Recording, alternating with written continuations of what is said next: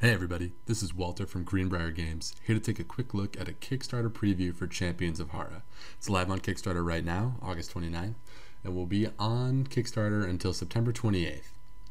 I'll start by saying that everything you see here is a prototype asset in Tabletop Simulator, so we had to make a few modifications to what's going on just so that we could have it within the systems of Tabletop Simulator itself. So these bags that you see here are actually just a temporary asset, and in general everything that you see here is a work in progress asset. So we're still making changes to stuff, some of them more than others. You see the things on the left part of the screen here for the characters are a little bit further along than maybe some of the player assets like the board and the turn order card in the bottom.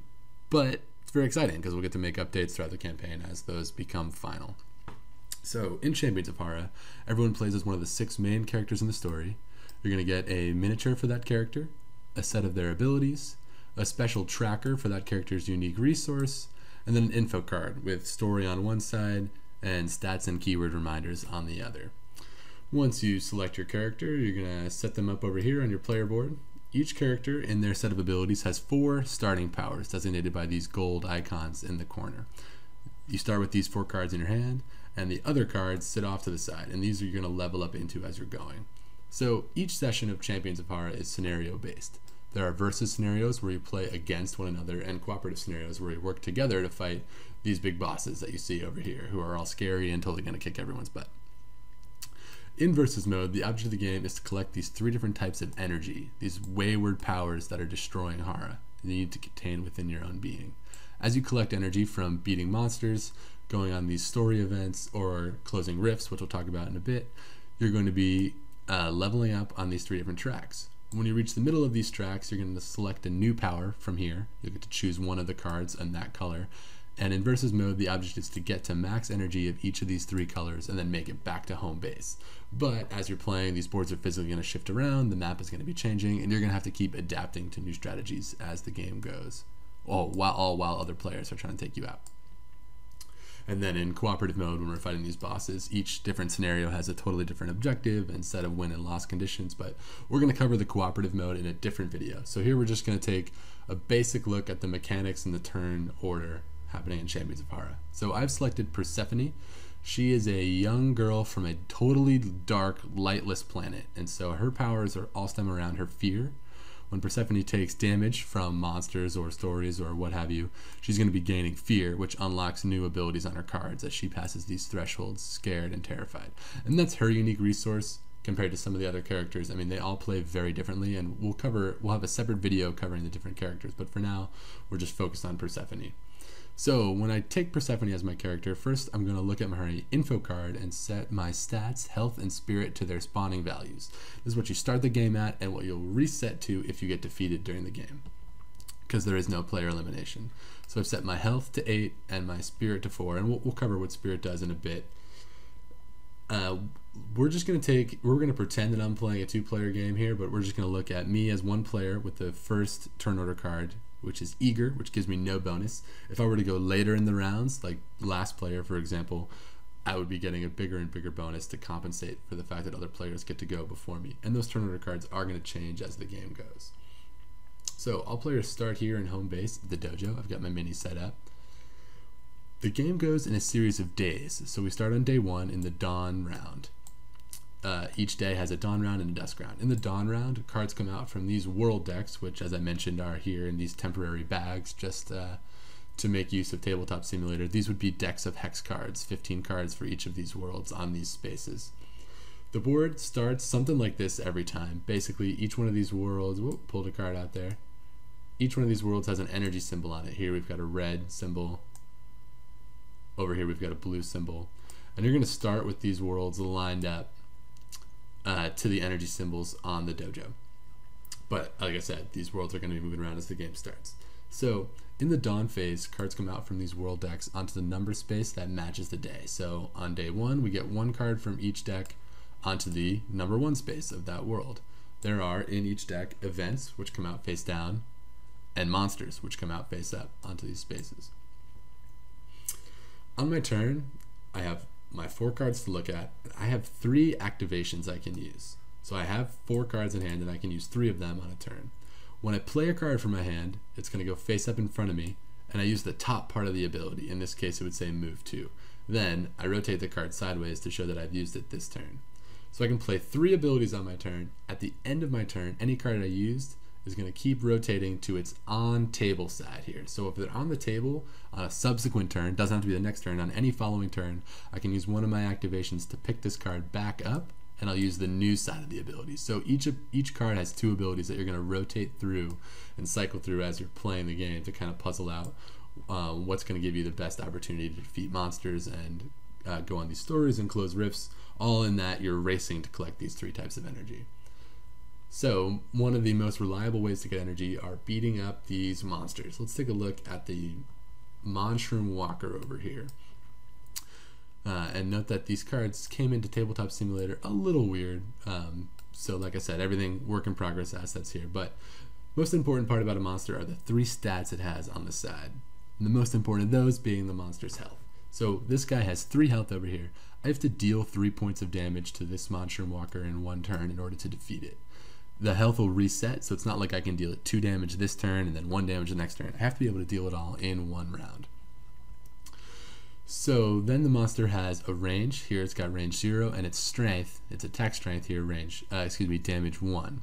So if I were to end my turn in a monster's range, in this case range 0 would be right on the monster. If I moved to it but didn't defeat this guy, he would deal me 1 point of damage at the end of my turn, as opposed to this guy over here, Kikuzaru, has range 1. So any of these adjacent spaces next to him, if I end my turn on any of these spots next to this guy, I'm going to get hit by him. So positioning is really important in this game. If I am able to defeat the Monshroom Walker, then I'm going to get to look at this other side of the card, which has all the rewards. The rewards are listed inside of the energy symbol. So in this guy's case, it'd be giving me 2 blue energies. So I'd come over here to my little player board, and I'd move this up 2 points, trying to get to max, or at least halfway to get a new power. And then this guy also happens to have another symbol on him. He's got the number 17 in this item pouch. So sometimes when you defeat monsters or complete these event cards, you're going to get to pull a card from the item deck. So we'll deal with that when we get there. And then this guy also has some extra text where he's got some special loot. Some monsters also have keywords. There are 5 keywords in the game. Every keyword is conveniently located here on your info card as a reminder, so you never have to check back in the rules on what those keywords do. And some monsters also give you gold energy. Like this guy over here would give me 1 red and 1 gold. Gold is wild. It's any color you want it to be. So you're going to have to strategically choose what's most valuable to you based on what's going on the board and maybe what other players need, etc. So killing monsters, or defeating them anyway, is one way to get energy. Another way is to go on these little event cards. So if I were to use a movement power to move onto this event, it would immediately flip over and I would read the card out loud. All events always involve you getting some energy, so there's always some good reward for getting an event. And then there's either a choice or a challenge, which we can cover in a bit, for getting further rewards or sometimes punished for failing those. So let's take a look at my turn. If I'm first player here, I have 3 actions to use. We just talked about the Monshroom Walker, so let's try to kick his butt. I know he's 2 spaces away. I'm looking at my hand of cards, and I have an ability here, Dash. Dash is something that all players have. Then you have 3 abilities that are unique to your character. So if I activate Dash from the board, from my hand, I put it face up in front of me, and I move 2 spaces. Here we get to move right onto the Monshroom Walker. Then I turn the card sideways to show it's been used. Now look at my abilities. I need to be able to deal 3 damage to defeat the Monshroom Walker. I see I have a card that deals 2 damage, range 0, which I am now in range 0 of the monster. Another different kind of movement power, and then Fever Dream here, which says take 1 damage. Your next attack this turn deals +1 damage and has 1 range. So I'm going to play Fever Dream. Activate it from my hand, use the top part of the ability. I take 1 damage, so I go from 8 to 7. And in Persephone's case, taking damage isn't such a bad thing, because whenever I take damage, I also gain fear. Moving up on this track is going to make me more powerful. So I take 1 damage, and then my next attack deals +1 damage. So now I can use my 3rd action, Fangs of Fear, dealing 2 damage, range 0, which is enough to defeat the Monshroom Walker. So I take this card, it's going to go into a group discard. I'm going to gain my 2 blue points, so I'm a little bit closer to victory. And then it says I'm going to gain item number 17, so I get to search this item deck and pull out card number 17. Items are never random. They're always given as a direct reward for defeating a monster or closing a rift or closing a little story event. So here I've got a Mushroom Truffle, which is a discard item, meaning it's one-time use. And it says gain 1 activation. So because I have this Mushroom Truffle, I could use this to gain an additional activation and play 1 more card on my turn. Why don't we give it a shot? So I'm going to discard the Mushroom Truffle even though I just got it. I could save it for a future turn if I wanted. And there are also equipment items which you can keep between turns. So I'm going to use the Mushroom Truffle, which gives me 1 more activation because we're going to try to go for one of those event cards. So I'm going to use this extra 4th action I have here for Shadow Form, which says move 2, and then if I was terrified, so if I was further up on this fear track, it would have an additional ability. But for now, it's just move 2, which allows me to move on to this story in the Bayou. And when you flip an event, it's going to happen right away. In this case, it's a game of Stump. First, it says I gain 1 green energy, and that's just a reward I get automatically for trying to get this event. So, gain 1 green. That's going to have some story text for me, which I'll spare you guys for here, but the important part, which I want you to understand about the events, is here we've got a challenge rating. It's got a challenge of 6, and it says I pay spirit and then roll a die. So I'm trying to get to 6. If I succeed, I'm going to gain extra energy, and if I fail, it says I'm going to hurt myself trying. So when you see this challenge, you got to pay spirit and roll a die. I'm trying to get to 6. The amount of spirit I pay is going to add to my die roll. So I have to kind of gamble with how badly do I want to succeed at this event. I only start, because Persephone only starts with 4 spirit here. It's a pretty limited resource, but 2 gold energy is quite a bit and would boost me up in the beginning of the game. So I think I'm going to pay 2 of my 4 spirit, which means that I'm adding 2 to whatever I roll in this die, trying to get a 6. So instead of needing a flat 6, now I need a 4 or above. So let's give it a shot. 3 plus 2 is only 5, so I fail. It says I hurt myself trying, I take 1 damage. In this particular event, it would give me a little way to redeem myself if I had a specific item, but I do not. So this card gets discarded. I could have paid more spirit to make that a higher % chance of succeeding. It says I take 1 damage again, so now I'm down to 6 health, but like I said, with Persephone, that's not so bad. So now I'm at 2 of my fear. So I used my 3 activations plus 1 because I got that sweet item. So that was a big turn for me, even though it didn't go so hot in the event there. Now, all the cards I used turn to their other side and are now ready to use for a different ability on my next turn, where I'll be able to pick 3 of these cards to activate in whatever order I see fit. So that would have been my dawn turn. Now every other player will get a chance to take their dawn turn, and then it'll become dusk. In dusk, instead of pulling cards from these world decks, we're going to pull cards from this dust deck. So let's rip out a couple. Oh, they're coming out face up.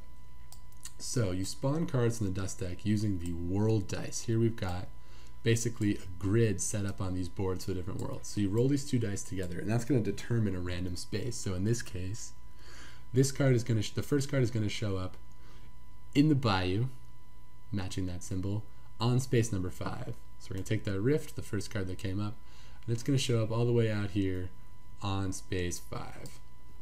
We'll do that 2 more times. And the reason I'm pulling 3 cards right now, so we're pretending I'm playing a 2-player game. You always pull 1 more than the number of players in the versus mode. And then in cooperative modes, the rules change and everything gets wonky. But we'll cover that in a different video. So here we're going to put the Herald of the Worm out and the... Oh, I disappeared. Stupid tabletop simulator. Okay, here he's back.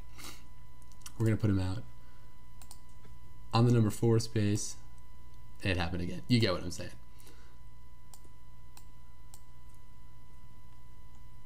Oop. And this guy's going to show up on the number 4 space in Oakenmore. Let's see if we can put him out right this time. Not like a jump. Okay, so now I see that there are some additional things I can go get. Let's look at rifts real quick. Rifts are very similar to stories in that whenever you try to close a rift just by landing on it, you're always going to gain 1 point, just as a gift, just for getting there and closing it. Then you've got a challenge. This is the exact same thing we dealt with in the story, except in reverse. Here I have to roll the die first, which is better for me because I get to see what outcome I would get, and then make a decision. Here, if I were on that rift, I rolled a 5. I'm looking for a 6, and I get to pay spirit after. So now I have my 2 spirit. I can choose to just pay 1 and bring that 5 up to 6, enough to get the extra bonus for closing a rift. And there's no penalty for failing a rift. So rifts are just candy. They're just good for you. They boost you up and help you get going. Once everyone takes their dusk turn, before we spawn a new day, we're going to pull one of the world event cards. And these guys are going to have a global effect for everyone, a little bit of energy, and then some either punishing effect or benefit for everybody. But most importantly, they're going to tell you how to change the world. Here it's going to say, in this world, shift the bayou. It gives you a little backstory for the bayou, and then it's going to tell you to keep switch the location of the bayou in the dojo, keeping orientations the same. So I literally, let's unlock these worlds here.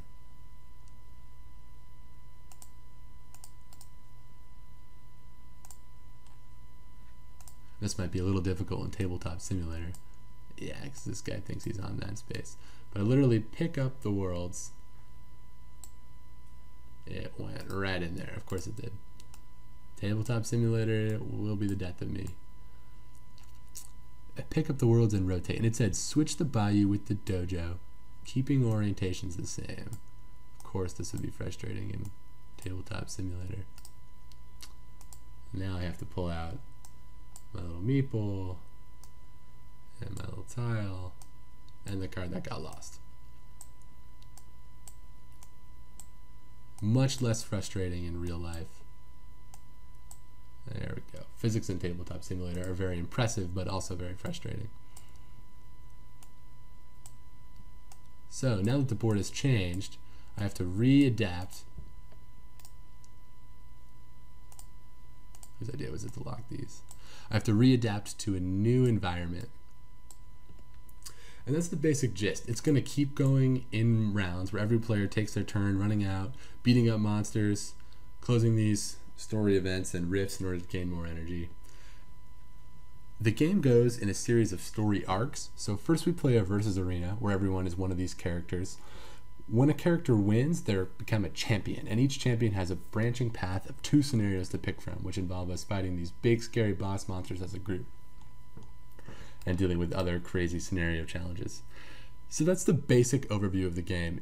We'll do separate videos where we dig into the mechanics of each of these different characters, because they all play very differently, and we'll do a separate video covering one of these co-op fights. Hopefully I can get some more people in on Tabletop Simulator to play. So definitely check out the Kickstarter campaign. There'll be a link in the bio here on YouTube. Yeah, thank you so much for watching, guys.